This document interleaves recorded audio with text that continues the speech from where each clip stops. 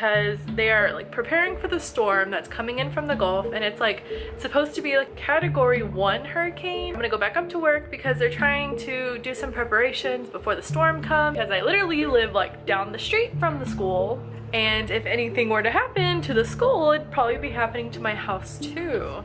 We've been getting a lot of rain from Hurricane Harvey. Hey, your camera actually what I caught that. And we keep getting the outer bands that are coming straight from the ocean. Right now, a really big band is hitting us. The street is flooded like crazy, and it's coming up to the yard. John went out and pulled the car up as far as he could. Now I am trying to pick stuff up off the ground just in case water gets into the house, which please God, don't let it get into the house, but I'll get back to you a little later. I'm kind of busy. Hey guys, welcome to present day. So I wanted to kind of recap what happened, because as I go through all my old video clips, they're kind of sporadic and they won't make sense without a little bit of narration. The last thing that you saw in my last vlog was the water was coming up to the house. John pulled the car up, and we're getting prepared and lifting things off the floor and trying to save whatever we can.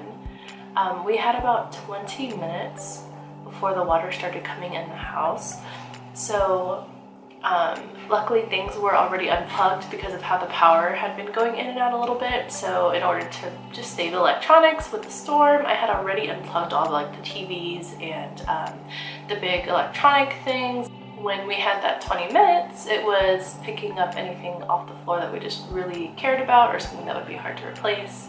We were also packing up our stuff because we were pretty sure that there was a chance that we were going to have to leave.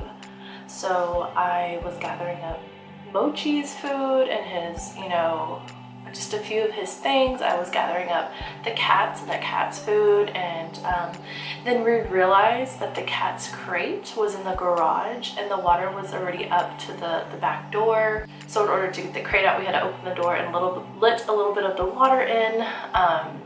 It was crazy though, because you know, when it's flooding, a lot of people just assume if you put sandbags around the door that it'll help the water to not get in, but our water was coming in from the sides of the house. You could see it coming in from the corners and just soaking in the carpet. So honestly, even if we had sandbagged the door, it wouldn't have done anything. So by the time that the water was getting around ankle deep in our house, we went ahead and got our bags. I think I had 2 bags. I had Mochi, and Mochi was squirming around, and then John had the cats in the crate, and the cats are heavy, they're fat, and John had bags, and so we just made the decision that we need to go. We open up the front door. It's like 2 in the morning. The water is up pretty high in the street. John tells me to follow behind him, and we went barefoot, which is kind of scary, but we went barefoot because we wanted to make sure that we could feel the ground and that we wouldn't slip from our shoes. We made our way to the school that we work at because we live right down the street. Luckily, John has keys because he's security and he locks up the door sometimes at night. So John tells me to follow behind him. We try to stay on the sidewalk, and the water gets about waist deep as we're walking. And John tells me, do not fall, because if you fall down, I will have to drop the cats to save you. And the cats were in a crate and the water was waist high. So I made sure not to fall. By the time we got a little bit further down the street, the sidewalk raised up a little bit so we could take a break. I could put Mochi down and let him stand on his feet for a couple seconds because he's actually pretty heavy. And he was squirming around the whole time, but the rain just like non-stop and it just keeps pouring down. So finally we make it over to the school, but what was weird was while we were crossing the street, because we had to cross the street to get to the building that had a second story, we were crossing the street and there was a crew getting set up to do rescue missions in our neighborhood because our entire neighborhood was just flooded. And they weren't ready to do rescues yet, because as we were walking across the street with our animals and bags in hand and they didn't acknowledge us at all. So we just kept walking to higher ground, which was the school. So we get to the school and John opens up the doors and we notice other families walking with all their stuff in hand. Some people had children, some people had animals, but people were walking with their stuff in hand, trying to leave the neighborhood, which is going underwater. So after getting the approval, John started waving over people to come over to the school with us. And when we walked in the door, there was like Gatorades and water, and there was like sleeping bags in the office. So we were really fortunate for there to be a lot of supplies already at the school. So the water was getting pretty high, and we were pretty sure that it was going to come up into the bottom floor of the two-story school that we were in. So we started getting prepared and bringing stuff up to the second story. So kind of going back and forth with the Gatorades and going back and forth with any supplies that we had. And people, they would try and leave the neighborhood and they would see the lights to the school and they would just head over with hope that there was people there. And luckily that we were there. And by probably 6 o'clock in the morning, we had at least 100 people in the building with us. We kind of just did the best we could to just make a little area for us to lay our heads down and take a rest, but it was kind of good to be so busy and have so many people coming in and just kind of walking into a building not knowing who anybody was or why this building was open. So we would try to give them a little bit of direction about what was going on and who we were, and that we also escaped the neighborhood. As you can imagine, calling for rescue was a little bit difficult because so much of Houston was underwater and so many people were calling for rescue. So when it comes to rescuing people who are stuck in their flooded houses or rescuing somebody who is relatively safe in a school, we weren't really on the high priority list because we at least had somewhere somewhat dry to be. But as the night had progressed, the water had seeped into the bottom floor of the school that we were in. So as people were coming and going and getting more of their things or going back for elderly neighbors or whatever it was, they were kind of tracking water up and down the stairs. So eventually it was getting a little bit cooler and a little bit chillier and getting a little bit more moist upstairs, just with everybody coming and going and just dripping, soaking wet. One thing that was a little bit of an issue was the fact that we were unable to change the air conditioning in the school. So it was like 65 degrees freezing. And because the air conditioning unit was in a different building and the Wi-Fi wasn't working, John wasn't able to like change it to make it not so cold with all these wet people and children coming into the building. So we did the best that we could to bundle up with what we had. People brought in their own supplies and their own donations. But luckily, since we were in the building that had the concession stand, we were given the approval when we had first got there to go ahead and grab whatever supplies that we needed and to bring them upstairs, so that way people would at least have something to eat. But it was at least nice to know that we had something to eat, something to drink, and we were okay. And upstairs was a bathroom, which was nice, and it was actually flushing the entire time that we were there. So it was nice to actually have running water, you know, a toilet, something to eat. And even though there wasn't really anywhere soft to lay your head, it was somewhere dry. The very first night was a little bit exhausting. You know, we had just gone through the flood ourselves at like 2 a.m. People had been coming to the school nonstop. And anytime somebody would come in, they would kind of look around for a little bit of direction, like, you know, who's in charge, I guess. And we're just like, look, we were flooded ourselves. We had keys to the building. If you need anything, let us know. But, you know, it was in no way anything organized like a normal rescue or a normal shelter would be. It was just kind of like there's some food, water, and we called for help and we're waiting. The sun finally came up. We could see through the windows and see like the back of our house and see the neighborhood and see how much water was still standing in the neighborhood. And there was so much water and the rain would not stop. So we were pretty much still stuck because the only way to get out was with a boat. It took a while, but later on that day, there was finally some boat rescues that came. They evacuated a good 90% of everybody that was there. The only reason that the last like 10% of people were there was because they had like 10 animals and 7 children, and they just had so many people that they didn't want to take a chance of splitting up their family with so many of the people being kids.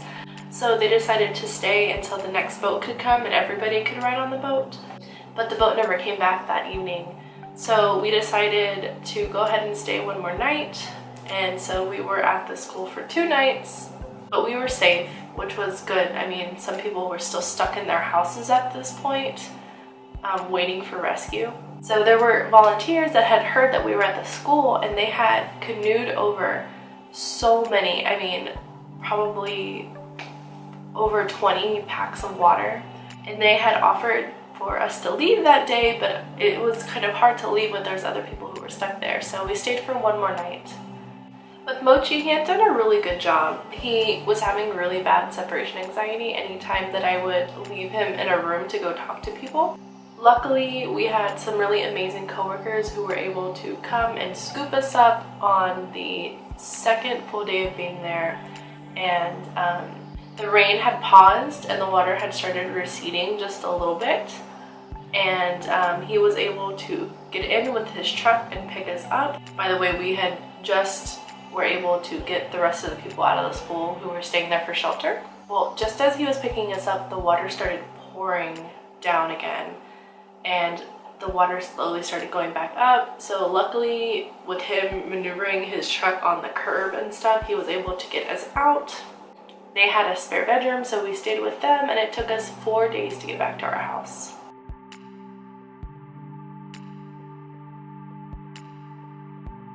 Because that's how long it took for the water to go down, for it to be a drivable passage back to our house. There is a creek, bayou, right by our home, and when it overflowed, it went into the neighborhood. And there was no way for us to even get through until that creek had receded. So there was nothing to do but wait for 4 days and not know how our house was gonna look. It was just really hard because you have all this anxiety of not knowing. So the 4 days goes by, we get back to our house, and it's a disaster zone. And the power is out, and everything stinks, and it's humid, and it's hot. Everything's wet. It was just miserable. I called my dad and my stepmom, and I was like, we need help. We gotta get everything out of this house, get all the carpet pulled up. We needed help. So they did. They came through. They came over. It took about 12 hours, but we got everything sorted. And it was one of the worst days probably in my entire life. And you just have 2 bags and you're like, junk and keep, junk and keep. And it just gets to the point where you're just like, junk it all, because whatever doesn't smell might have mold, and you have to really decide, is this something that I want to keep and take a chance it has mold?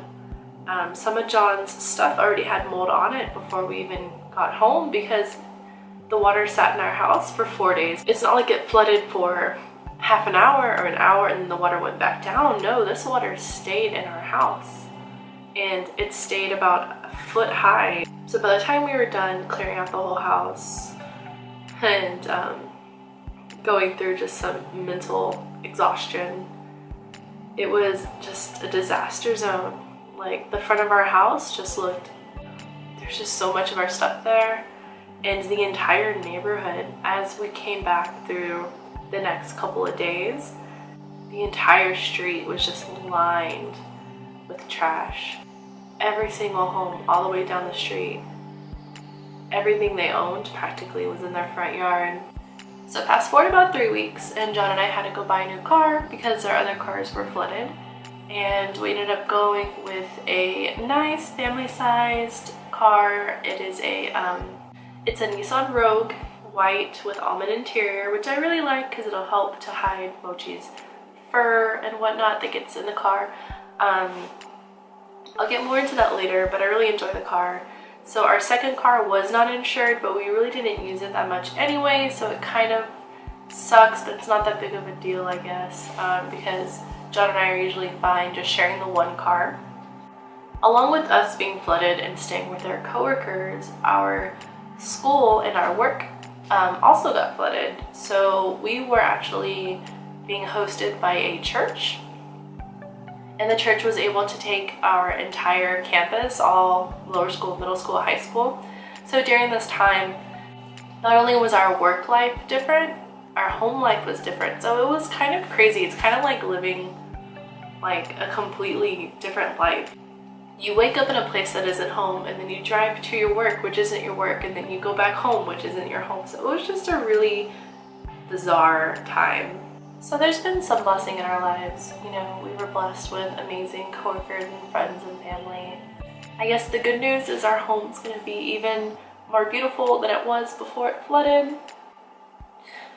The construction work on our house took a little bit over 2.5 months to get done. And later on we'll do a little bit of a house tour and kind of give you an idea of what it looks like now. So at the end of October we had to go stay in a motel for a couple weeks until our house was finalized. And so that was really interesting. It was kind of nice to have a space that was just for John and I. We were on the 4th floor, so I would have to take Mochi up and down the stairs and up and down the elevator to go potty, but it was a little bit harder because our commute was about 45 minutes, and Mochi would have to stay in the bathroom all day because I wanted him to have more space because the commute was longer, so we weren't going to be in the motel with him as much. And the Mochi got a really bad hot spot and it healed, but we tried to make the best of it. We spent Halloween in our motel. I took some clips while I was there because I finally started filling up to vlogging again. So the day after tomorrow is the last day that we'll be in this motel that we're at. We've been here for probably 2 weeks on Friday, which it's been okay. It's not the worst experience, but it's not home. It just kind of feels like an extended vacation, and I'm ready to go home. So we're staying about 30 minutes away from where we live and where we work. You know, we live next door to our job, and see, before I would get to take Mochi out pretty often. I would take him out multiple times a day. He'd get to run around the backyard, but since we have to do a commute, I have to wait for John to get out of work, which he actually gets out of work 2 hours after I do. It's been, you know, poor Mochi only gets to go out about 3 times a day, but I try and walk him during the mid-walk so he has at least quite a bit of time where he can walk and exercise and move around. I play with him in the room, but it's hard because corgis are kind of yappy dogs and he tends to bark whenever I play with him in the room. It's been about 2 months since we've been flooded out of our house. A little more than 2 months. I haven't vlogged really any of it because I just didn't know what to say. It's a really hard thing to have to go through. You know, on one hand you want to be really optimistic. You know, you can conquer anything.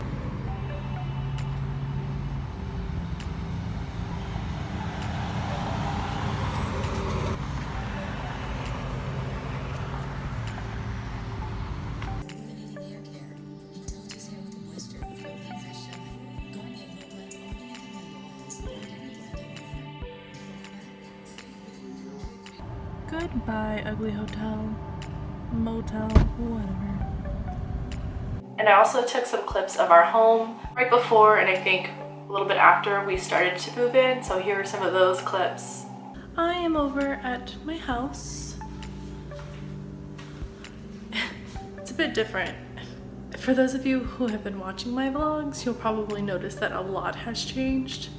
And for those of you just tuning in, well, we'll do a house tour a little bit later, but things are quite a bit different, so let me show you.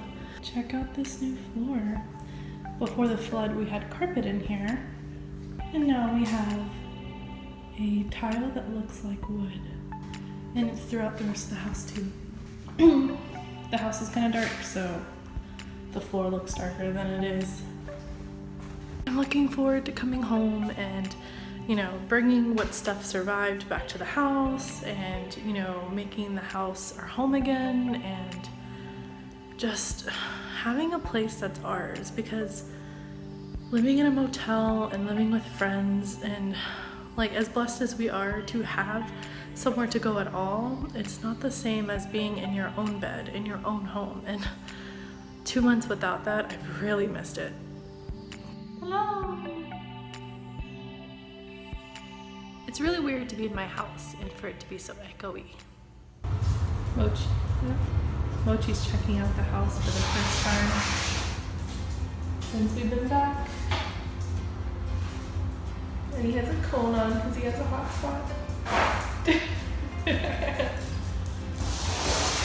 You smell good? You go in. Daddy's room.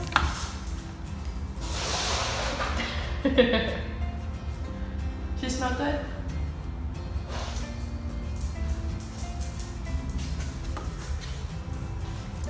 Even though this video was really hard for me to make and it was really hard for me to talk about, I just kind of wanted to get back into vlogging again. Kind of like my just video diaries and just talking about stuff, because I feel like I can't really share my journey of where I'm going and where I'm at if I don't show you the journey of where we kind of came from and what we've been through, because all of it makes us who we are. So if you've sat through my blabbering for the past who knows how long, I really appreciate it. I'm hoping from here on out that my vlogs are going to be more happy and uplifting, but I just kind of just wanted you to know what happened and what we've been through. And I'm sure that the Harvey talk isn't completely over. I'm sure something will come up in the future that I completely forgot to mention in these videos, but here's to a happy and uplifting future. And if you're somebody who's watching this video that's really helped us in our life since Harvey, I really appreciate it. I feel like there's just so many people that it's absolutely amazing to me how many people reached out and helped us out. You know, people that were just acquaintances and people that were coworkers and people who didn't even know us reached out to help us. And you have to look, try and say this without getting emotional, but you have to really look at a bad situation and you have to try to find the good, because there's always, it might not be huge, but there's always good in a bad situation. You have to look for the glass half full. And there was definitely a lot of times in the past few months where I would look at my life and I'm like, you know, this is rough, but the glass is half full. So thank you for watching.